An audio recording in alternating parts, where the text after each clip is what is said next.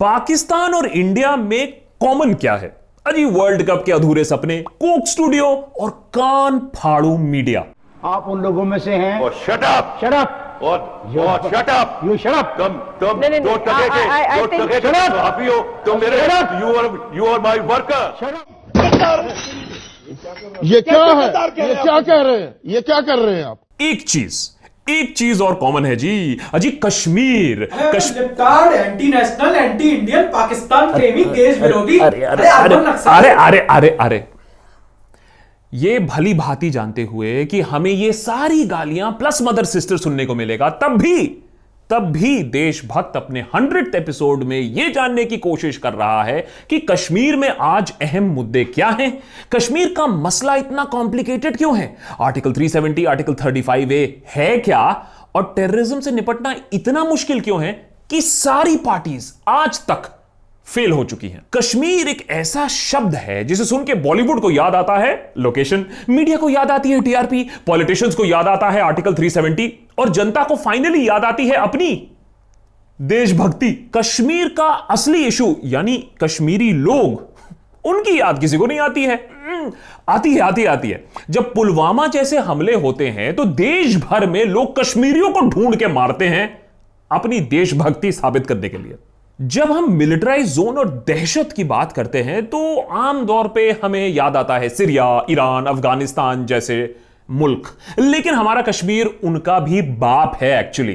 करीबन 7 lakh security personnels तैनात हैं कश्मीर में आज की डेट में, और यह सिर्फ सीमा पर पाकिस्तानियों से लड़ने के लिए वहां मौजूद नहीं है, उसके लिए तो जीडी बख्शी अंकल ही काफी हैं। पाकिस्तानी घुसपैठियों से भी ज्यादा बड़ी चिंता का विषय है वादी में बढ़ती मिलिटेंसी को काउंटर कैसे किया जाए। हर फ्राइडे कश्मीर में एक प्रोटेस्ट होता है, पत्थरबाजी होती है और आजादी के नारे लगते हैं। वहां अब तक करीबन 70,000 मिलिटेंसी रिलेटेड इंसिडेंट्स हो चुके हैं।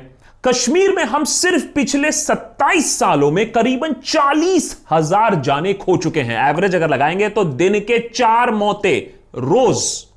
कश्मीर में हमारे जवान, वहां का युवा, वहां के लोग टमाटर भी अगर खरीदने जाते हैं तो उनको पता नहीं होता है कि वो पहले मंडी पहुंचेंगे या शमशान घाट। लेकिन हमें इस सबसे फर्क नहीं पड़ता है जब तक पाकिस्तान की दाल में टमाटर मुद्दा ना बन जाए। ये आइटम अब सिर्फ और सिर्फ इंडिया के लिए बनाए गए हैं, और तौबा तौबा अब वो वक्त आ गया है कि टमाटर का जवाब जो है हमसे दिया जाएगा। जी फैक्ट यह है कि कश्मीर की ट्रेजेडी अब टीवी पर कॉमेडी बन के रह गई है। कश्मीर जैसा सेंसिटिव इशू, वहां के लोगों का दुख दर्द हमारे लिए एंटरटेनमेंट क्यों बन गई है? क्योंकि शायद चिल्लाना, गाली देना आसान काम है। अजी टीवी चैनल छोड़ो, अगर स्कूल बुक्स में भी कश्मीर सब्जेक्ट होता तो शायद आज लोग केमिस्ट्री से उतना नहीं कांपते, क्योंकि इतना एक्शन, इतना रिएक्शन, एक्सेप्शन, एक्सप्लोजन तो वहां केमिस्ट्री में नहीं होता है जितना कश्मीर में रोज होता है। लेकिन क्यों कश्मीर की वादियों में हवाओं से ज्यादा गोलियां चलती हैं? और क्यों आजादी के 70 साल बाद भी कश्मीर के लोगों को वायलेंस से आजादी नहीं मिली है? हाल ही में होम मिनिस्टर अमित शाह ने आर्टिकल 370 को हटाने की बात पार्लियामेंट में शुरू कर दी, और आप तो जानते ही हैं बीजेपी वालों को, एक बार जो कमिटमेंट दे दी तो उसके बाद जनता की क्या, वो अपनी भी नहीं सुनते। जनता की तो वैसे में भी नहीं सुनते। खैर, कश्मीर की मिस्ट्री और आर्टिकल 370 का झमेला समझने के लिए हमें थोड़ी सी हिस्ट्री भी जाननी होगी। बॉलीवुड की भाषा में समझे तो ये एक लव ट्रायंगल है। एक लड़की है, 2 लड़के हैं, दोनों लड़की को पटाना चाहते हैं, दोनों में लड़की को लेकर लड़ाई हो जाती है, और लड़की की कंसेंट का तो खैर किसी को घंटा फर्क नहीं पड़ता। Stop it!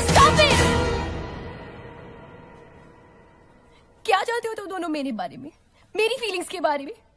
कुछ नहीं। And know the sad part is कि तुम दोनों जानना भी नहीं चाहते हो।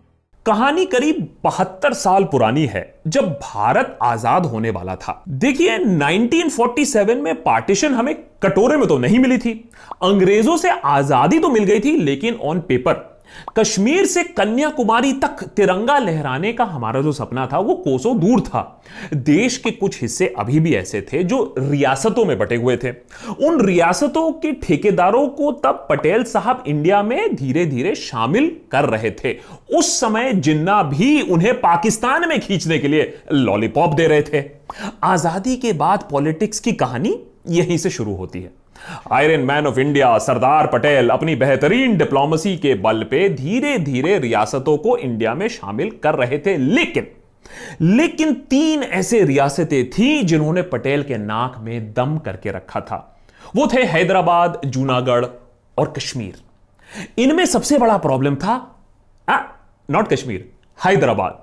पटेल नहीं चाहते थे कि किसी भी कीमत पर हैदराबाद इंडिया के हाथ से फिसल जाए।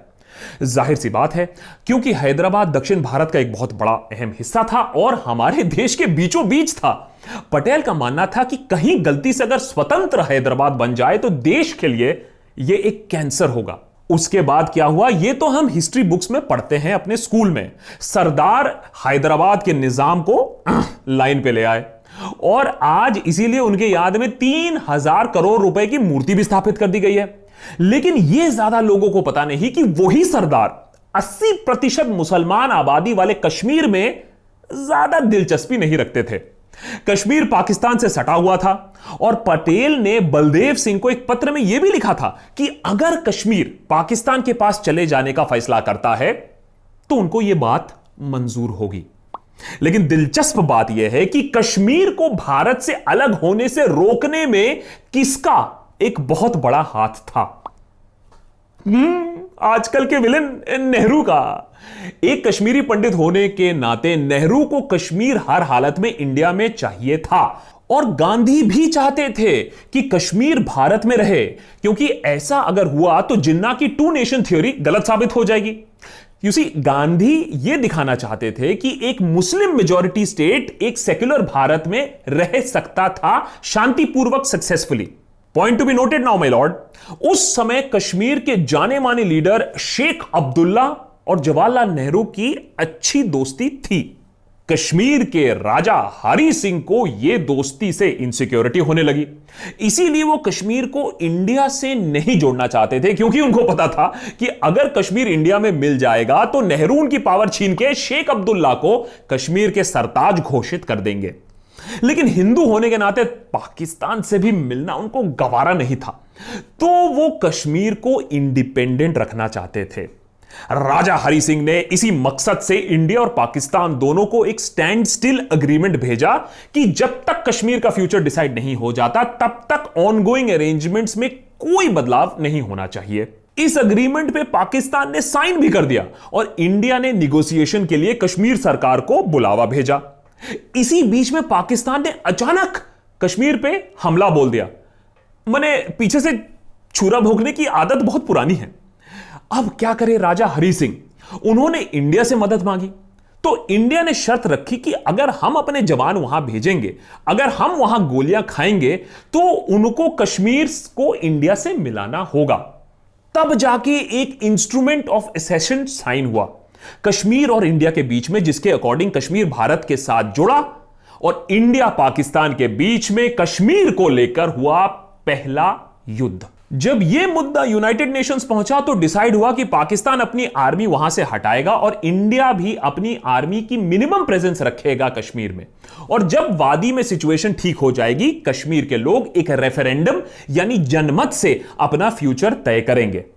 इसी समझौते का नतीजा था आर्टिकल 370।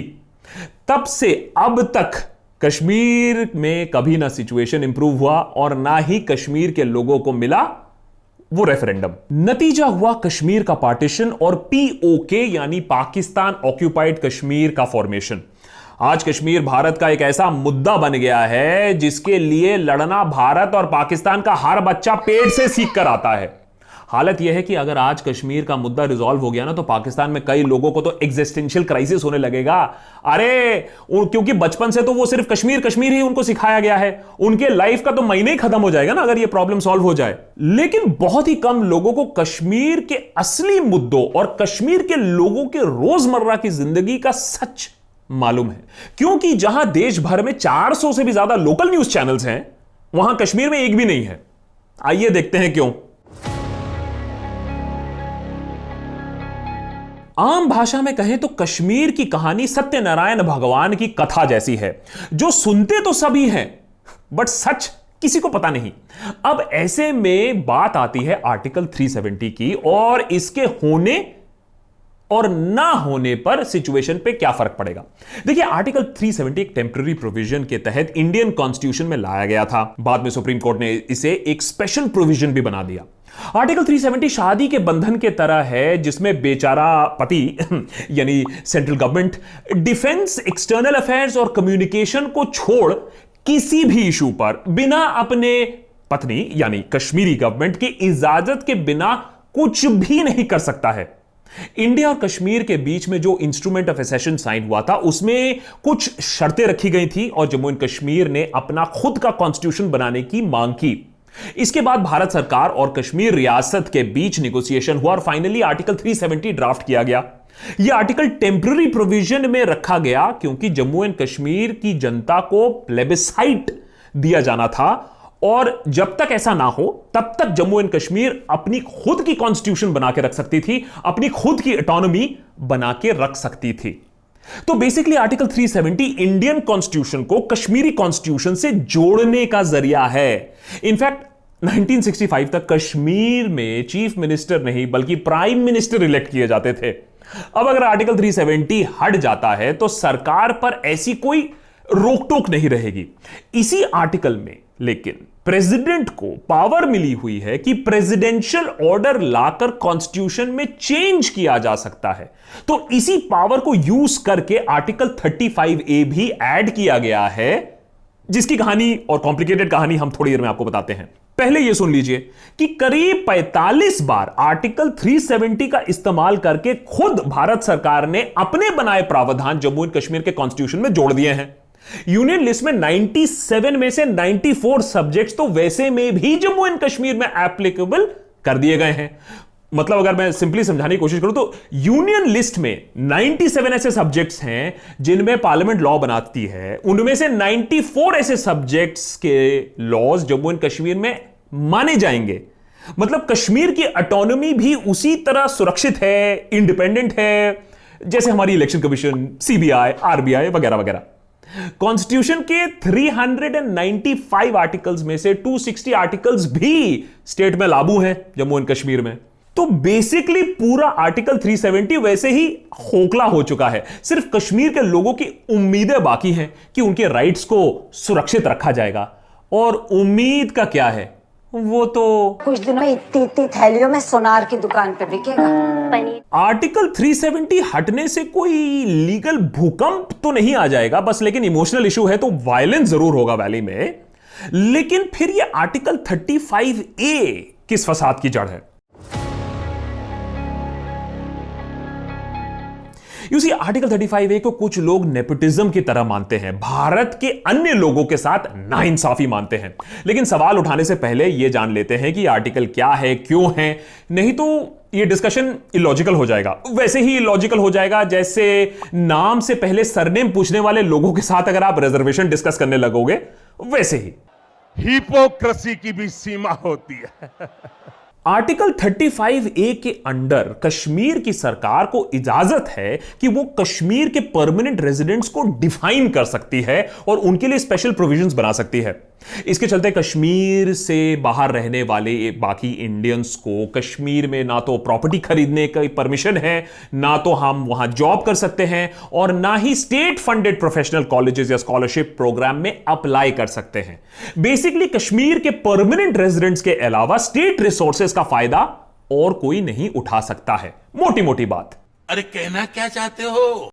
दूसरी तरफ से देखिए तो कहने का मतलब यह है कि वादियों में आप घरवाली के साथ फोटो तो खिंचवा सकते हैं, घर नहीं बसा सकते हैं। अब जिन लोगों को लगता है कि यह स्पेशल स्टेटस सिर्फ कश्मीर को मिला है, नाइंसाफी हुई है, तो उन लोगों को अपने देश की ज्योग्राफी के बारे में कुछ नहीं मालूम है, अपने देश की हिस्ट्री के बारे में कुछ नहीं मालूम है। आर्टिकल 371A के अंडर नागालैंड को भी ऐसी ही स्पेशल स्टेटस मिली हुई है, जिसके अकॉर्डिंग पार्लियामेंट का कोई भी एक्ट नागालैंड में डायरेक्टली लागू नहीं होता। अरे यहां तक कि नागालैंड सरकार खुद भी अगर कोई एक्ट पास करे तो वो ट्विनसांग डिस्ट्रिक्ट में डायरेक्टली लागू नहीं होता है। यही नहीं, आर्टिकल 371 के अंडर गुजरात, महाराष्ट्र, आसाम, मणिपुर, आंध्र प्रदेश, मिजोरम, अरुणाचल प्रदेश, गोवा, कर्नाटका के ट्राइबल लोगों के लिए भी स्पेशल प्रोविजंस बनाए गए हैं। हिमाचल प्रदेश और कई ऐसे नॉर्थ ईस्टर्न स्टेट्स हैं जहां आज भी आप लैंड नहीं खरीद सकते हो unless and until you are a domicile of that state. ये भगवान क्या जुल्म है। लेकिन जहां बात पाकिस्तान की आ जाती है वहां सब ऐसे इमोशनल हो जाते हैं जैसे गरीब कंटेस्टेंट की कहानी सुनकर बेचारे रियलिटी शो जजेस।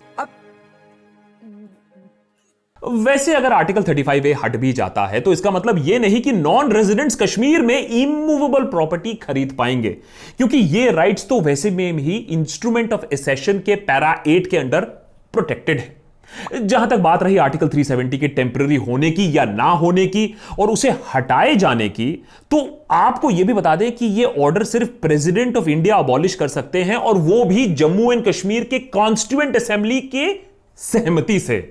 सेंट्रल गवर्नमेंट में इसमें कोई रोल नहीं है, वो कुछ नहीं कर सकती है। मुझे यह नहीं पता कि आप अभी तक सो गए हो या रो रहे हो, लेकिन कश्मीर की कहानी अभी समाप्त नहीं हुई मित्रों। ये तो सिर्फ पार्ट 1 है। यू सी, ये कहानी ट्रेजेडी और हॉरर का ऐसा जमाल घोटा है कि एक बार में अगर आप पी जाओगे ना तो सुबह पॉटी भी एंटी नेशनल निकलेगी। इसीलिए ये सिर्फ पार्ट 1 है। पार्ट 2 में हम आगे देखेंगे कि भाई इंसर्जेंसी हुई क्यों, इंसर्जेंसी को रोकने के लिए क्या किया गया है, एंड वे अहेड क्या है कि अगले 5 साल में सरकार कश्मीर के साथ क्या करती है।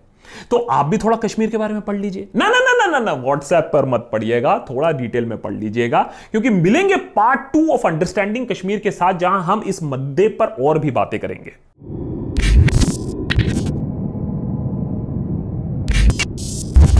अगर बहुत ज्यादा लंबा हो गया और बहुत ज्यादा कॉम्प्लिकेटेड हो गया तो माफ करिएगा, लेकिन भाई आप ही लोगों ने कहा था कि देखो हल्का फुल्का काम करते रहते हो लेकिन हमें कश्मीर के बारे में जरूर बताओ, तो हमने कहा कि episode 100 is the best way to tell you about Kashmir. लेकिन ये आर्टिकल और ये स्टोरी के बारे में रिसर्च करते करते इतना इंफॉर्मेशन आ गया कि हमें अपना एपिसोड 100 2 पार्ट्स में डिवाइड करना पड़ा। इसीलिए episode 2 will be coming out very very soon. As usual thanks to our patrons जिन्होंने हमें 0 to 100 एपिसोड्स तक ले गए, एंड स्पेशली हमारे जो अल्टीमेट देशभक्त हैं उनको बहुत बहुत धन्यवाद, क्योंकि उन्हीं के सपोर्ट की वजह से हम आज यहां तक पहुंच पाए हैं। आप भी देशभक्त बन सकते हैं या हमारे देशभक्त की टोली ज्वाइन कर सकते हैं ऑन patreon.com/Akash Banerjee। लाइक करिए, सब्सक्राइब करिए, जिससे हम 100 to अब 1000 की भी जर्नी कैरी ऑन कर पाए। पार्ट 2 के साथ जल्द हाजिर होगा द देशभक्त।